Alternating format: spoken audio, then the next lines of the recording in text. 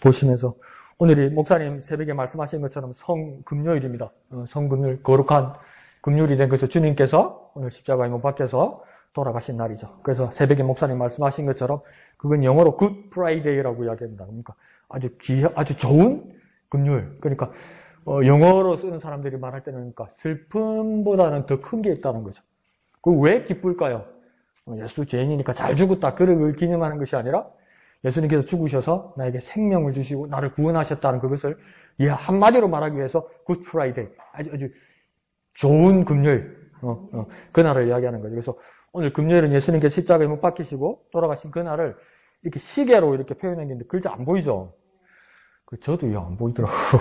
이제 갈수록 큰인데 뒤에는 이제 잘 보여드릴 건데 이 시계로 이렇게 보면은 이게 이제 여기가 새벽 6시로 보면 되는 겁니다.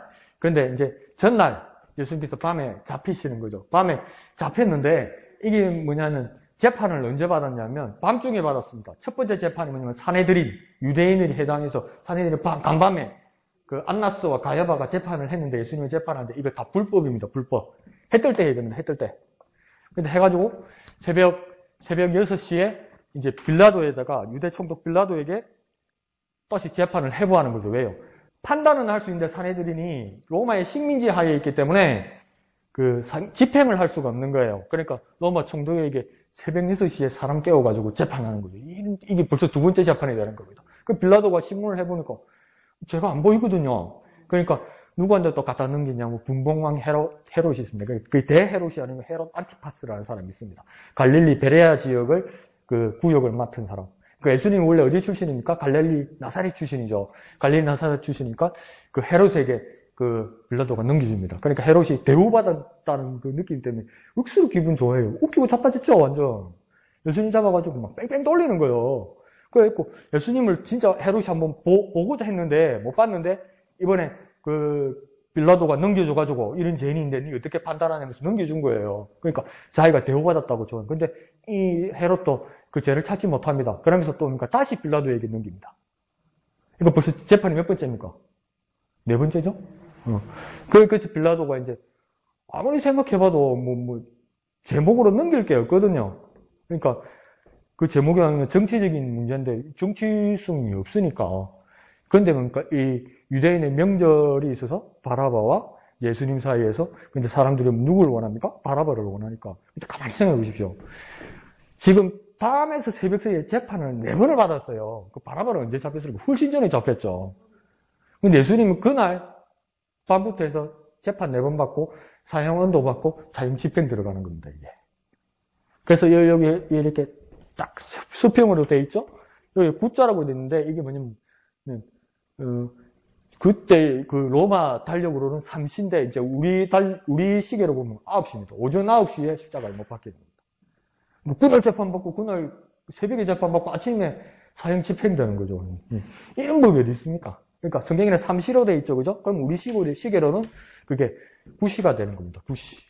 3시니까 우리 시계로는 아침 9시. 그러면서 이제부터 이제 예수님이 7가지의 이제 십자가 위에서 7가지 말씀을 하십니다. 그게 뭡니까? 우리가 말하는 가상칠언이라고 합니다. 그게 한자어로. 그러니까 십자가 위에서 7마디를 하셨다. 그 이야기를 하는 겁니다. 그래서 앞에 그림을 보면 이 사람은 가상 8언이거든요. 7언이나 8언이나 그런데 또 이 사람 나름대로 생각하는가 보죠. 근데 이제 여기서 그림에서 보면 이 위에가 정오 12시잖아요. 그죠? 근데 정오 12시부터 예수님 운명하는 3시 이 사이가 뭡니까? 대낮이잖아요. 대낮인데 어둠이 있었다고 성경이 그렇게 돼 있죠. 그죠? 그 어둠이 있었다는 것이 그냥 성경만 쓴 거지 과학적 증거는 없겠는데 요즘 과학자들이 그 역사 기록하고 계산을 해보니까 그때 어둠이 있었던 것 같다는 거죠. 그런 어둠이 어떤 어둠이냐면 과학자들이 말하는 그 어둠은 확실한 건 아니지만 과학자들이 그 기록들을 보면 뭐냐면 이번에 몽고에 그 모래바람이 와가지고 사람들 죽고 그랬다고 그러죠. 깜깜해가지고 그런 모래바람이 왔지 않았을까. 태양을 가릴 정도로 그런 추정을 하기도 합니다. 그건 중요한 거 아니고 가상칠언. 첫 번째 예수님의 말씀을 한번 봅시다. 뭐라고 해야지? 누가복음 23장 34절이죠. 다 같이 읽어봅시다. 시작. 아버지여 저희를 사하여 주옵소서. 자기의 하는 것을 알지 못함이니이다. 이게 예수님이 첫 번째 말씀이에요. 예수님 십자가에 못 박혀서 아버지요 그러면서 기도를 하는데 저희를 사하여 주옵소서. 이 저희는 누구일까요? 예수님을 죽이고자 하는 자들, 또 예수님을 조롱하는 자들, 죽음 마땅하다고 생각하는 사람들을 뭡니까? 용서해 달라고 예수님께서 기도하고 있습니까? 고통 중에 예수님 뭐 하고 있습니까? 기도하고 있는 거예요. 그러니까 우리는 고통이 오면 어떻게 합니까? 아이고 어떡할까 하고 앓는 소리 하기 시작하는데 예수님은 고통 중에도 기도하고 계시다는 거예요. 그게 어떻게 가능할까? 예수님께서 산에 한적 한 곳에 따라 들어가서 공생의 사역할 때 보면 한적과 한 곳을 찾아서 무엇을 따라 기도하셨다고 이야기합니까? 습관을 따라 기도하셨다고 그러죠. 그러니까 예수님이 그 기도의 훈련된 모습을 보여주면서 십자가상의 고통 가운데서도 뭡니까? 아버지 하면서 기도로 시작하는데 그 조롱하는 자들, 핍박하는 자들을 사하여 주옵소서. 그러면서 자기 하는 것을 알지 못함이다. 이랬는데 자 보면 사하여 주옵소서 먼저 기도하죠. 그죠? 그러면 여기서 우리가 배울 수 있는 건 뭐냐면 회개는 내가 먼저 하는 게 아니고요. 용서를 받고 나서 회개하는 겁니다. 그러니까 예수님은 모두를 위해서 용서하는 마음으로 십자가를 지신 거예요. 그러니까 예수님께서 용서를 주셨기 때문에 예수님이 주신 용서를 붙들어서 우리가 회개하는 겁니다. 그러니까 회개하면 용서받는 게 아니고 인간끼리는 그렇죠. 사람들끼리는 내가 잘못했다고 사과하면 받는 사람이 피해자인 사람이 용서를 받아주든지 안 받아주든지 둘 중에 하나죠. 그죠? 근데 순서는 뭡니까? 사과한 다음, 그러니까 회개한 다음 용서를 받는 거죠. 근데 그 얘기는 거꾸로입니다. 어떻게 됩니까? 용서를 먼저 하셨고요. 그 용서를 붙들고 우리가 회개하는 겁니다. 그러니까 첫 번째가 뭡니까? 용서. 두 번째가 뭡니까? 회개입니다. 회개. 이게 얼마나 큰 은혜입니까? 다 용서해 주신다고요. 그래서 나는 우리에게 회개는 무엇입니까? 하나님의 은혜입니다. 볼까요? 그래서 회개는 한번 해볼까요? 회개는 하나님의 은혜다. 근데 여기서도 뭡니까? 자기 가장 절박한 상황에서 무슨 기도를 한 겁니까? 넉자라면 중보기도 한 겁니다. 그러니까 자기를 위해서 기도 안 했다는 거예요. 어떻게 하면 이렇게 하죠? 나 같으면 이렇게 살려주세요 이랬는데 하나님 안 살려주면 제발 빨리 죽여주세요 이럴 건데. 예? 그래서 남을 위해서 기도하시는 것이 첫 번째다. 그래서 첫 번째 말씀에서 깨달을 수 있는 것은 회개는 하나님의 은혜다. 왜? 하나님 먼저 용서하셨고 용서를 붙들어서 우리는 회개하는 거다. 두 번째 예수님의 기도는 뭡니까? 네, 누가복음 23장 43절이죠. 시작! 내가 진실로 네게 이르노니 오늘 네가 나와 함께 낙원에 있으리라. 아멘. 자, 이건 어떤 사건이냐면 앞에 예수님 좌우에 또 다른 행악자, 강도들이 십자가에 못 박혔다. 그죠? 근데 한 강도는 어떡합니까? 네가 하나님의 아들이면 십자가에 뛰어내려 우리를 구원해라. 이랬고 또 딴 강도는 뭡니까? 다른 거 다 놔두고 뭐라고 합니까? 주여, 당신의 나라 임하실 때 나를 뭐 해달라고요? 기억하소서. 그러니까 예수님이 대답이 뭡니까? 내가 진실로 네게 이르노니 오늘 내가 나와 함께 낙원에 있으리라. 이렇게 약속한다고. 여기 진실로 있죠. 진실로. 요한복음에 보면 특별하게 표현되는 게 있는데요. 세계복음서에서는 진실로 이렇게 한 번 나오는데 요한복음에 두 번 나옵니다. 진실로 이럽니다. 근데 이 진실로라는 말을 헬라어로 바꾸면 뭔지 압니까? 몇 번 가르쳐 드렸었는데 두 점입니다. 아멘입니다. 아멘. 아멘. 그러니까 뭐냐면 진짜라는 겁니다. 그러니까 십자가에서 아무 공로 없이 지금 날 바라보고 기억 하나 바라보는데 예수님은 뭐라냐면 될까 말까? 될 수 있을 거야. 가능성을 말하는 게 아니라 진실로 100% 아멘으로 오늘 네가 나와 나 있는 곳에 똑같이 같은 곳에 이렇게 될 것이다. 그것이 어디냐? 낙원이다 이라는 거예요. 이것도 하나님의 은혜인 거예요. 근데 자 여기서 한번 봅시다. 예수님을 비방한 것은 오른쪽 강도입니까? 왼쪽 강도입니까? 에? 왼쪽? 그러면 당신의 나라 임하실 때 나를 기억하소서는 오른쪽입니까? 왼쪽입니까? 띵! 이게 맞는 겁니다. 근데 누구 옛날에 다 그렇게 가르쳐 줬죠. 욕한 거는 왼쪽이고 기억하소서는 오른쪽이라고. 근데 오늘 본문이에요. 큐티. 집에 가서 한번 더 뒤져보세요. 하나는 이래 돼 있어요. 그러니까 어느 쪽인지 몰라. 그거 함정 걸라고 했는데 딱 대답을 안 했네. 이제 지혜로워지셨어요, 전부. 자, 그래서 뭡니까? 대답 안 하면 되겠네 싶어가지고 이제 너 나와 함께 낙원에 있으리라 했는데 이 낙원에 대해서도 여러 가지 이야기하겠습니다. 낙원은 어딜까요? 천국. 네. 첫 번째는 천국이라고 말하는 사람도 있죠. 그리고 예수님 기억하고 예수님 가는 거니까 천국.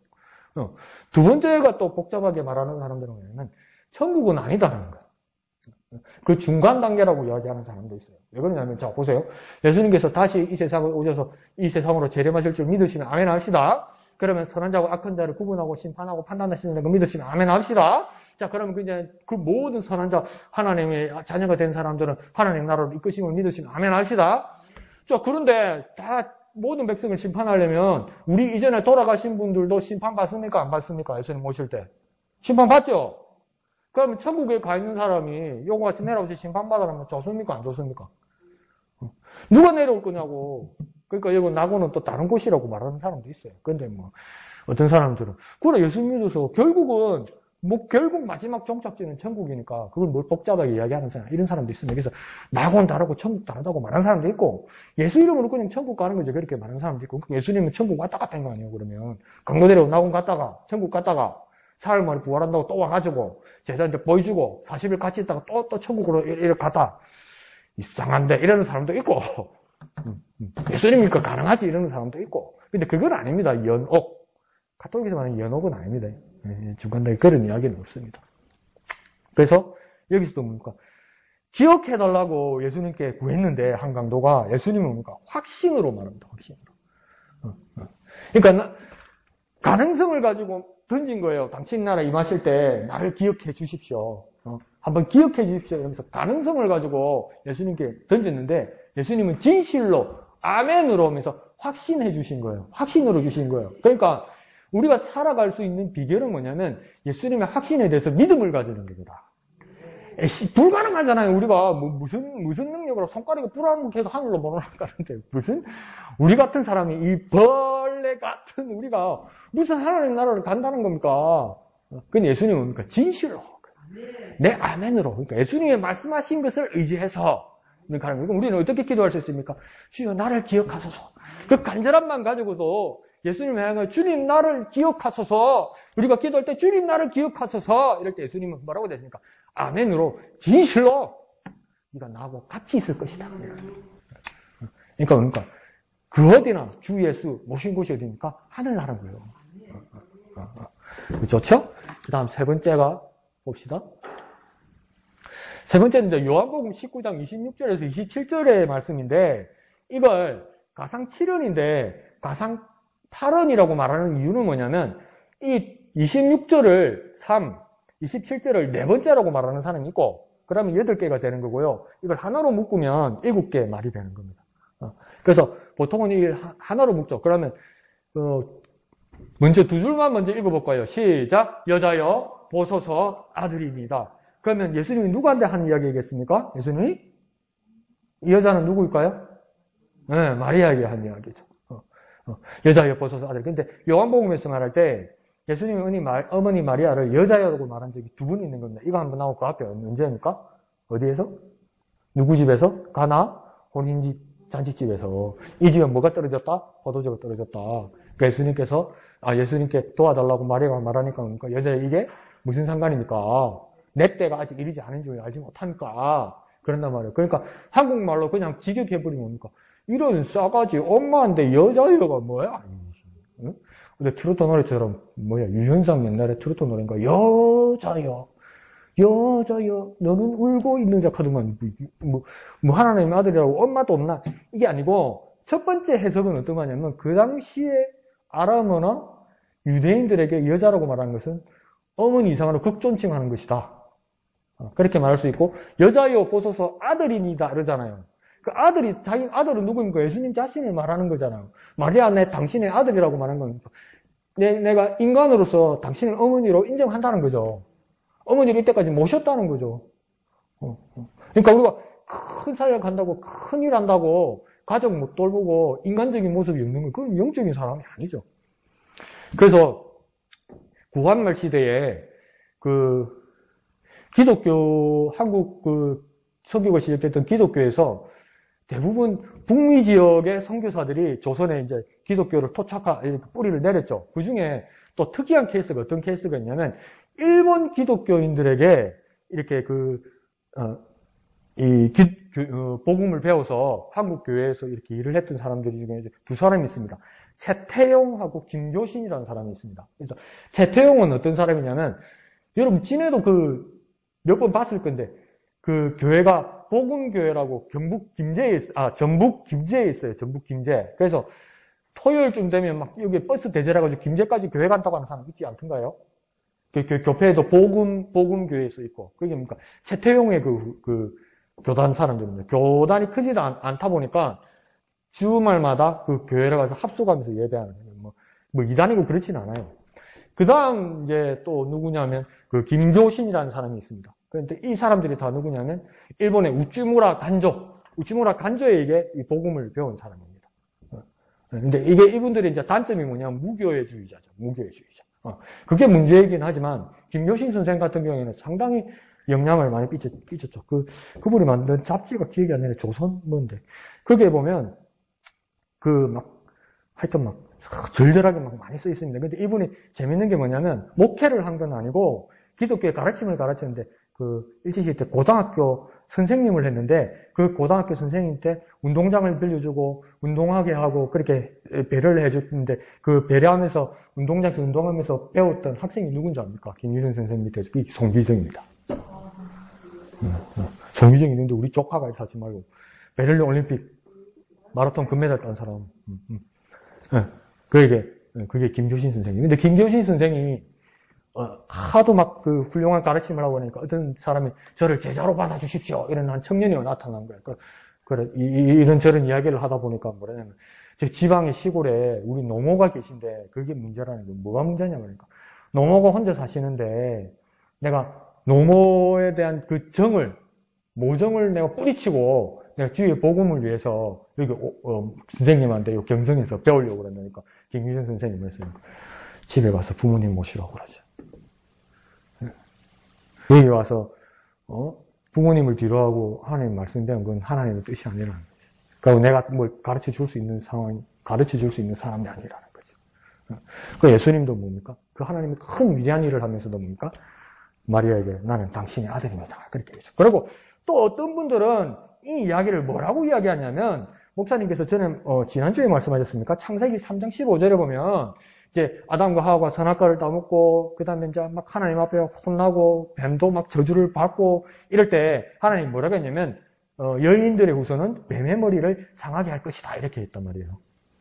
그러니까 드디어 뱀의 머리를 상하게 하는 역사적인 순간에 이제 예수님이 십자가에서 나타나는 거죠. 발꿈치를 들어서 사단은 성공했다고 생각했겠지만 하나님의 아들인 사람을 이제 자기가 처치했다고 생각했지만 발꿈치를 들어서 발꿈치를 상하게 해서 이제 끝났다고 생각했겠지만 그 발꿈치를 상하는 그 순간에 뱀의 머리, 마귀의 머리, 사탄 머리는 깨진다는 거예요. 그런데 그걸 깨게 하는 그 메시아는 누구라고 합니까? 여인의 후손이라고 이야기하잖아요.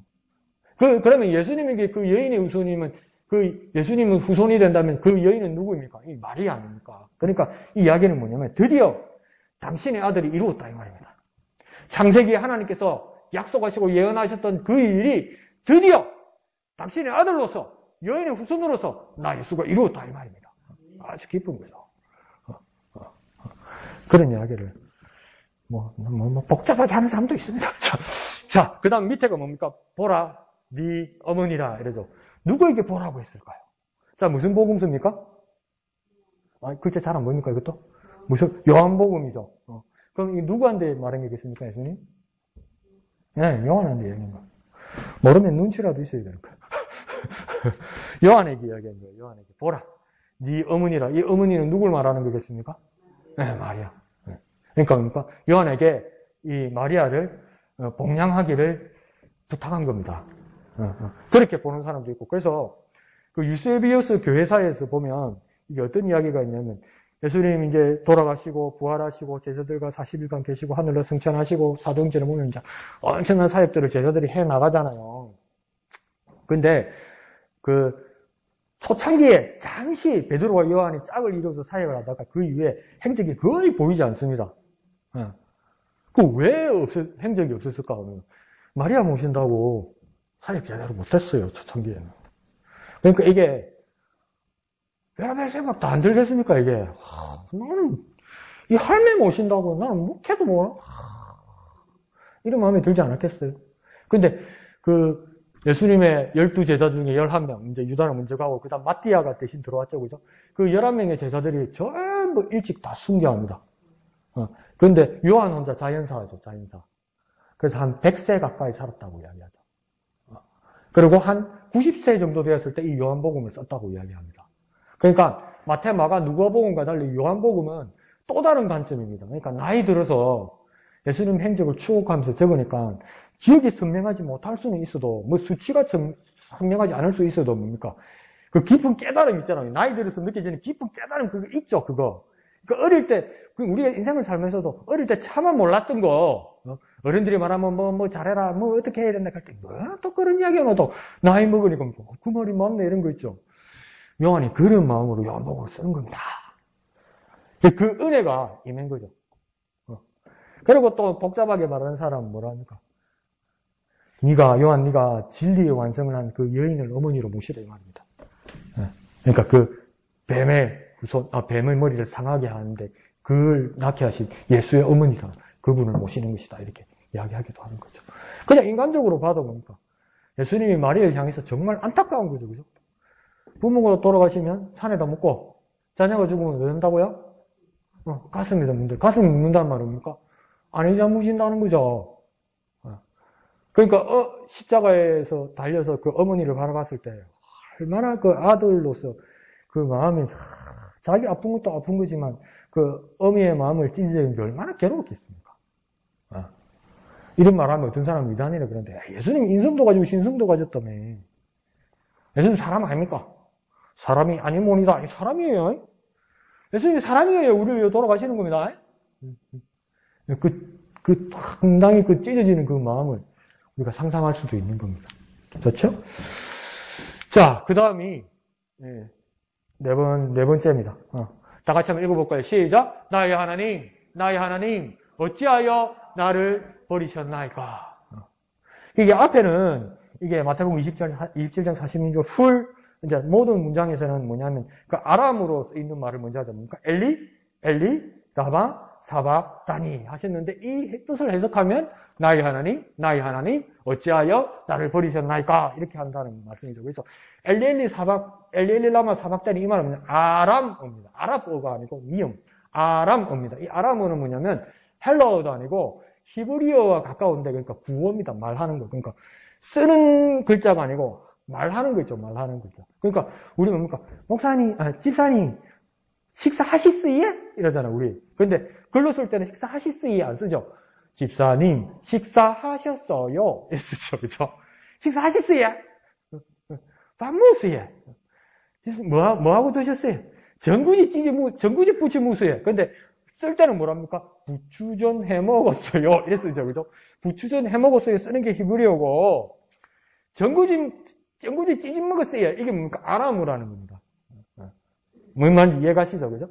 그래서 엘리 라바 사막다니 이 말을 해석하면 나의 하나님 어찌하여 나를 버리셨나이까? 그래서 목사님께서 새벽에 말씀해 주셨을 때 뭡니까? 처음 예수님께서 시작하셨던 말이 뭡니까? 아버지여 저희 죄를 사하여 주옵소서. 하나님을 아버지라 불렀는데 이제 와서 뭐랍니까? 아버지라 부르지 않고 하나님이라 불렀다는 거죠. 예수님 뭘 느낀 겁니까? 아버지 하나님과 자신 사이에 거리감을 느낀 겁니다. 왜 거리감을 느낍니까?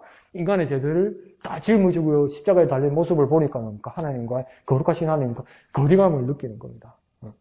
그럼에도 불구하고 여기서 또 중요한 건 뭐냐면 그 거리감을 느끼는 하나님에게 아버지를 차마 부르지 못하는데 어떤 하나님이라고 부릅니까? 여전히 나의 하나님이요. 내가 하나님 앞에 죄를 지어서 거룩하신 하나님 앞에 차마 나아갈 수 없지만 그 하나님을 부를 때 누구의 하나님이라고 부릅니까? 여전히 나의 하나님이요. 그 안 떨어지는 거요. 자식이 애미 그러면 네 애미 잡아지 뭘 그래 이놈의 새끼야. 호적 팔다리 이놈의 새끼. 빠집니까? 그렇게 끊어집니까? 아무리 거리감이 있어도 그 하나님은 여전히 누구의 하나님입니까? 나의 하나님이라는 겁니다. 그러면서 뭡니까? 이걸 여러 가지로 해석합니다. 어찌하여 이러잖아요. 어찌하여를 어떤 식으로 해석하냐면 어떤 목적을 두시고 이러면서 감탄사로 이렇게 해석하는 사람도 있고 내 죄짐, 예수님이 가지고 있는 그 죄짐 어두움 때문에, 거룩하지 못함 때문에, 그, 의문사를 터뜨리는 거죠. 나는 이해가 가지 않습니다. 나 정말 고통스럽고, 이 순간만은 정말 이해가지 않습니다. 이렇게까지입니까? 이렇게 생각하는 사람도 있고, 어떤 사람은, 이렇게까지 나를 버리시기까지 저 죄인들을 사랑하십니까? 그렇게 감탄한다는 이야기도 있어요. 여러분의 생각은 어떤 게 더 좋습니까? 한 가지 좋은 걸 선택하고 설명할 때는 잘난 척하면서 두 개를 다 설명하는 거예요. 그게 수준이 있는 사람이 되는 거죠. 이해하시죠? 그래서 그 두 가지만 생각하면 의문사, 감탄사, 의문사, 감탄사. 그래서 그만큼 죄인인 우리를 위해서 예수님께서 십자가에서 고통받으시는데 그 고통은 정말 진짜 고통이었다는 거예요. 진짜 고통이었다는 거예요. 상징적인 것이 아니라 진짜 고통이었다는 거죠. 자, 그 다음 5번째 있죠? 5번째가 요한복음 19장 28절에 나옵니다. 자, 읽어봅시다. 시작! 내가 목마르다. 그러니까 여기도 뭡니까? 고통의 극치를 보여주는 거죠. 그래서 뭡니까? 물과 피가 다 쏟아지기 시작하니까 뭡니까? 탈수 현상이 나타나는 거예요. 그러니까 목마르다. 그래서 우리 어머니도 중환자실 때, 우리 아버지 때도 그랬는데,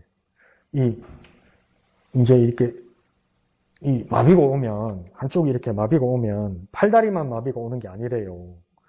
식도도 마비가 온대요. 그래서 음식물을 이렇게 입으로 넣으면, 마비된 쪽으로 이렇게 식도 쪽으로 들어가면 기도 쪽으로 들어가서, 그 음식물이 쌓여서 그게 부패해서 폐렴이 오는 거예요. 그럼 돌아가시는 거 아니에요. 그러니까 음식을 먹을 수 없으니까 온전한 코 쪽으로, 식도 쪽으로 해서 이 호수 콧줄을 넣는 거죠. 근데 그게 엄청 고통스럽습니다. 처음이. 그러니까 막 목에서 피가 확 쏟아져요. 그러니까 어머니도 그러면서 뭘 시키냐면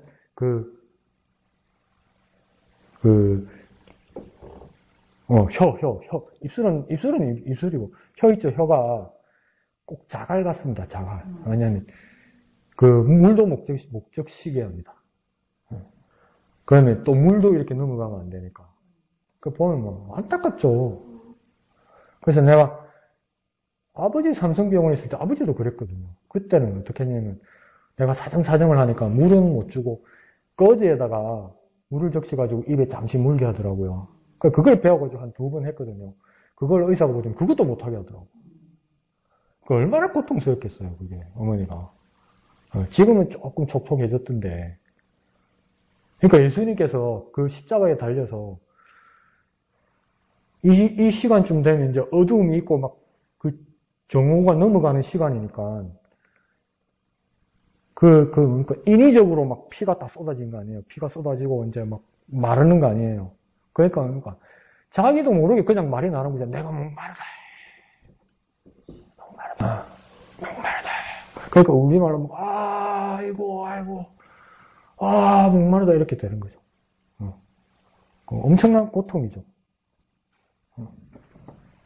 그러니까 고통의 극치를 말하는 걸 수도 있고 또 뭡니까? 예수님은 인간의 그 부족함을 예수님께서 고통으로 직접 느끼신다는 겁니다. 그래서 우리를 위하여 중보할 수 있고 우리를 붙드실 수 있고 우리를 위하여 기도하실 수 있고 우리를 구원하실 수 있는 겁니다. 제 많은 인생으로 사는 인생들이 얼마나 불쌍한지 얼마나 고통스러운지를 이론적으로나 생각으로나 상상으로 예수님이 깨닫는 것이 아니라 그러니까 직접 경험했다는 거죠. 그러니까 우리에게 얼마나 그 측은지심이 생기겠습니까? 애타는 마음이 생기겠습니까? 애타는 마음. 나는 아직도 우리 어머님이 그 목마른 우리 아버지가 그 혀가 자갈처럼 말랐던 그거 눈으로 봤지만 그건 상상이죠, 저는. 그렇게 목 안 말라봤잖아. 상상에 불과합니다. 그러니까 안타까워도 나는 내 목구멍으로 난 밥이 넘어가는 거예요, 지금. 목마르면 나는 집에 와서 물 벌컥벌컥 마시는 거예요. 그게 요즘 재스럽기는 하더라고. 물 넘기다가 울어본 적이 처음이네. 어쩌다 그럽니다. 매일 그러는 거 아닙니다. 자, 그런데 여기서 또 이제 신기한 이야기는 뭐냐면 성경을 내복음서를 이렇게 비교를 하다 보면 시기가 잘 안 돼요. 내복음서를 비교하다가 보면 예수님에게 그 포도주를 마시우잖아요. 근데 그게 두 가지로 나눠집니다, 사실은. 근데 우리는 그냥 쉽게 이래 배우죠. 예수님께 그 십자가에 못 박히기 전에 신포도주를 입에 대니까 예수님께서 먹기를 거부하셨다. 이러죠. 왜 거부하신 이유를 뭐라고 가르칩니까? 포도주가 막 엄청 발효가 많이 돼가지고 알코올 성분이 높으니까 그걸 마시면 그 진통제 같은 마취제 효과를 나타내니까 예수님께서 철저하게 고통받으시려고 거부했다 이러잖아요. 근데 성경을요, 내외를 자세히 봐야 돼. 집에 가서 잠 안 오면 한번 비벼보세요. 첫 번째 예수님께서 십자가에 달리기 전에 모략을 탄, 쓸개를 탄 포도주를 군인들이 예수님께 마시옵니다. 그때 예수님께서 맛보고 뱉어버려요. 근데 지금 예수님께서 십자가상에서 내가 목마르다 이러잖아요. 그때 또 듣고 어떡합니까? 그러니까 기다란 빨대 같죠, 요즘 같으면. 기다란 빨대에다가 그 포도주를 이렇게 달아서 입에다 대줍니다. 그때 예수님 받았을까요? 안 받았을까요? 받았어요. 그러면 엄밀히 따지면 두 가지 상황이 있는 거예요. 그래서 어떤 사람은 참 이 문학적으로, 영적으로 해석하는 사람도 있어요. 그걸 내가 아직도 못 깨달아서 하는데 그 사람들은 어떻게 해석하냐면 아직 십자가에 달리기 전에 포도주를 뱉은 이유는 뭐냐면 그렇게 하면 준비하고 가가지고 인간의 고통보다도 자기를 위해서 하는 그 이기적인 모습을 예수님 원치 않아서 받지 않았고 그다음 십자가 상에서는 이제 고통 받으시고 그 상황에서 받는 건 이제 다르다 뭐 이렇게 말하는 사람도 있고 이 또 한번 더 정확하게 이야기해 보면 뭐냐면 쓸개나 해용을 탄 모략을 탄 포도주에 싸구려 그 포도주를 이렇게 섞어가지고 옛날 로마 군인들이 갈증나고 힘들 때 이렇게 마셨다고 이야기합니다. 근데 그거 웬만한 사람 잘 안 마신대요. 쓸개는 첫째 어떻습니까, 맛이? 쓰죠. 그 동의보감에도 보면 이렇게 심하게 식취하거나 식중독 걸린 사람들 있죠. 그러면 따뜻한 물에 소금을 타가지고 먹입니다. 그럼 어떻게 될까요? 하고 토합니다. 그럼 안에 있는 독성분이 다 나온다는 거죠. 그것처럼 이 쓸개를 탄 포도주를 사람 입에다 딱 대주면 어떻게 하겠습니까? 헛구역질 납니다. 그러니까 이거 괴롭히려고 그런 거예요. 십자가 달리기 전까지도 괴롭히려고 그런 거예요. 진짜 못됐어, 인간들. 그 일말에, 죽어가는 사람에 대한 일말의 예의가 없어. 원수한테도 그렇게 안 할 거예요. 어차피 죽을 사람인데, 예? 얼마나 악해요. 자기하고 그 피해자나 뭐 가해자 관계도 없는 거잖아. 자기가 예수 때문에 손해받은 것도 없잖아. 근데 사람이 잘해내주면 이렇게까지 잘해내주는 거예요. 이미 채찍 맞아서 피투성이가 된 사람, 십자가 이제 못 바꿀 사람을 갖다가 알아 마시려고 뭐시줄 때는 쓴 막 코도내 넣으니까 예수님이 이불로 뱉은 게 아니고 토익질한 겁니다. 잔인한 인간들이죠, 이게. 그리고 두 번째는 뭡니까? 목마르다니까 신포도주를 마시는 거는 뭡니까? 목도 마르고 이제 고통을 감하고 뭐 그런 것도 있는 거죠. 그러니까 포도주가 두 종류가 있다고 보는 사람도 있어요. 오늘 수준 높아집니다. 그러니까 참 오늘 이제 마지막이죠? 아니야. 6번째네. 6번째. 요한복음 19장 30절. 시작. 다 이루었다. 고통스러운 이제 자기가 끝이 가는 것을 예수님 아셨다는 겁니다. 자기가 끝이 가는 거.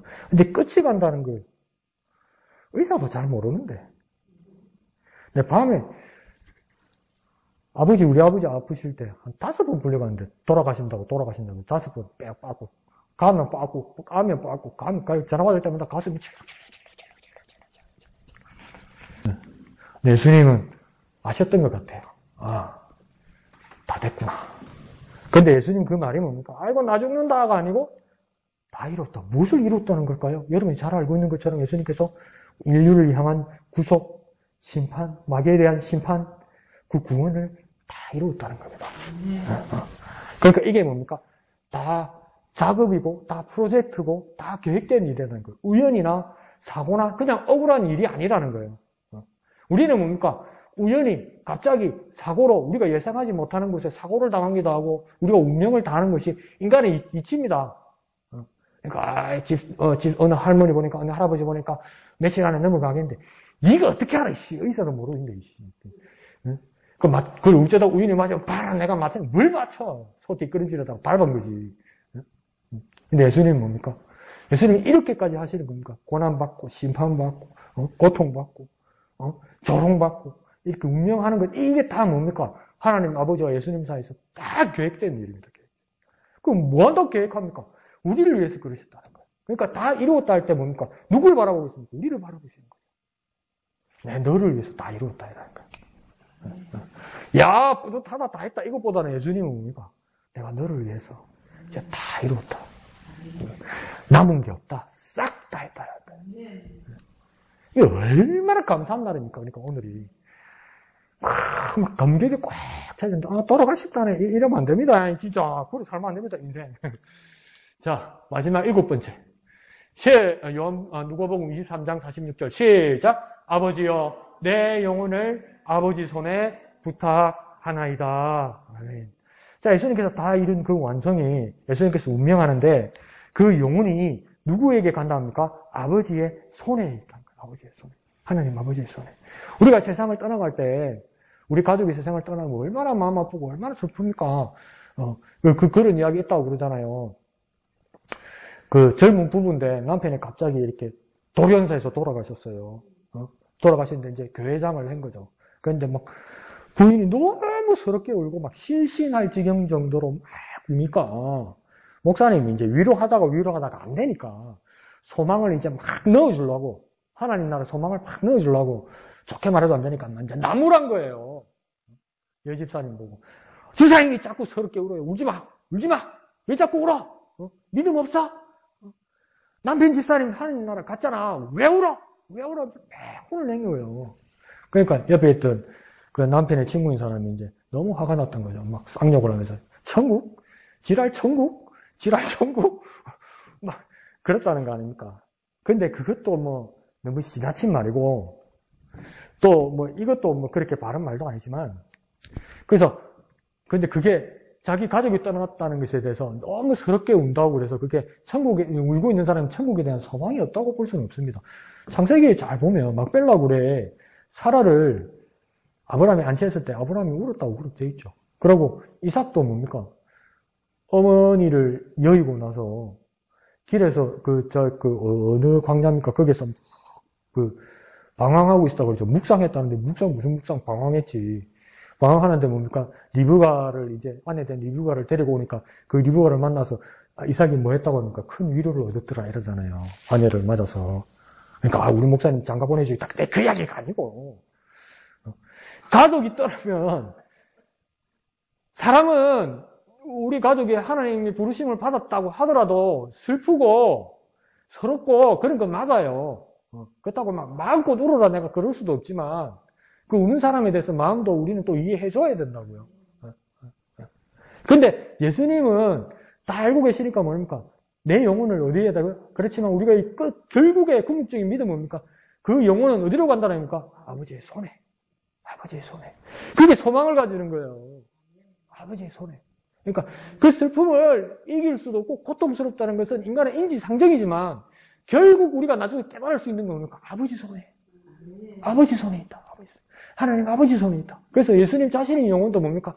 아버지 손에 부탁하나이다. 그러니까 예수님께서 우리를 궁극적으로 우리를 구원하시고 예수님이 부활의 첫 열매가 되셔서 예수님의 길을 따라간다면 예수님께서 십자가에 운명하시고 그 영혼이 아버지의 손에 가는 것처럼 그 첫 열매이신 예수 그리스도를 따라서 우리는 어떻게 되는 겁니까? 우리 영혼도 아버지 손으로 가는구나. 우리 가족도 하나님 아버지 손으로 가는구나. 그런 소망을 가져야 된다는 거예요. 소망을. 그러니까 여기에는 뭡니까? 감격도 있고 예수님 십자가는 슬픔도 있고 그렇지만 결국은 뭡니까? 소망이란. 근데 이걸 제대로 안 읽으면 아이고 예수님 죽었네. 돌아가신 거는 맞는데 뭡니까? 다 이루고 다 해놓고 뭡니까? 그 영혼은 사라지는 것이 아니라 뭡니까? 아버지의 손으로 간다는 거죠. 그러니까 우리 영혼도 결국은 뭡니까? 아버지의 손으로 간다는 거죠.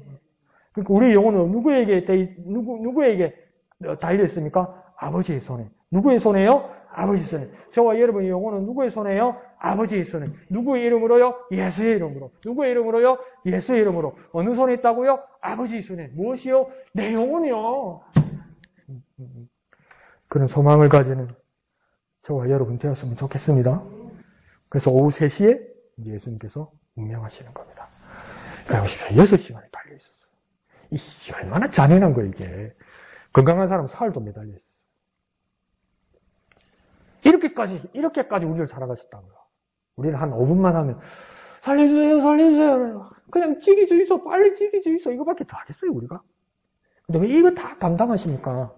우리를 사랑하셔서 그렇습니다.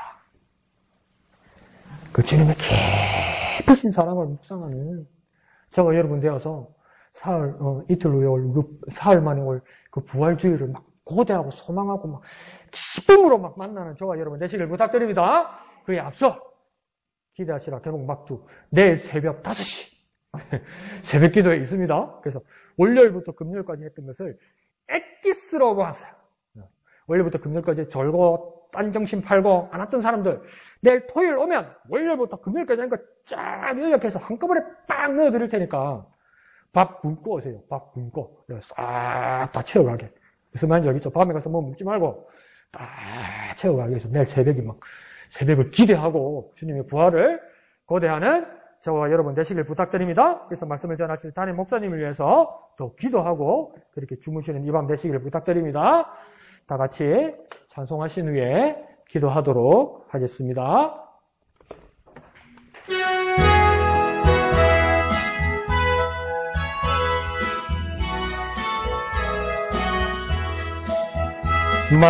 만왕의 왕 내 주께서 왜 고쳐 당했나 이 벌레 같은 날 위에 그 보혈 흘렸네 십자가 내가 처음 볼 때에 나의 맘의 큰 고통 사라져 오늘 믿고서 내 눈 밝았네 참 내 기쁨 영원하도다 주 십자가 못 박힘은 속죄함 아닌가 그 긍휼함과 그 은혜 말할 수 없도다 십자가 내가 처음 볼 때에 나의 맘의 큰 고통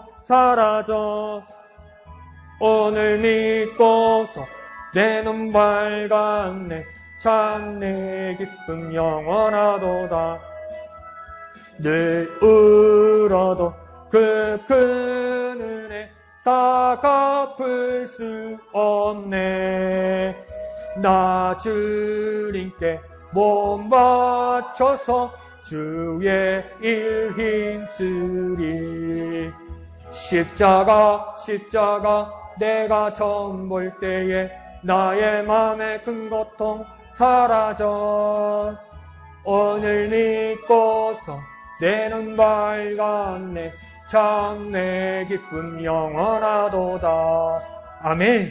이 시간 기도할 때에 주님의 십자가 그 감격의 십자가 붙들며 살아가는 우리 되게 하여 주시옵소서.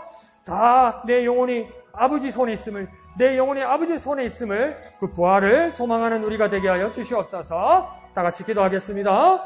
거룩하신 아버지 하나님 은혜를 감사합니다. 부활의 소망이 있음을 내 영혼이 아버지 손에 있음을 예수 이름을 의지하여 아버지 손에 있음을 예수 십자가의 공로 의지하여 내 영혼의 아버지 손에 달려 있음을 깨닫고 감격하는 이 밤 되게 하여 주옵소서. 주님의 부활을 고대하는 우리가 되게 하여 주옵소서. 기쁨으로 부활주의를 맞이하는 우리가 되게 은혜 베풀어 주시옵소서. 거룩하신 아버지 하나님 은혜를 감사합니다. 내 영혼이 예수의 공로 의지하여 아버지 손에 있음을 깨닫는 우리가 되게 하여 주시옵소서. 정말 주님의 부활을 소망하며 이 남은 3일을 잘 살아갈 수 있도록 기쁨으로 준비할 수 있도록 은혜 베풀어 주시옵소서.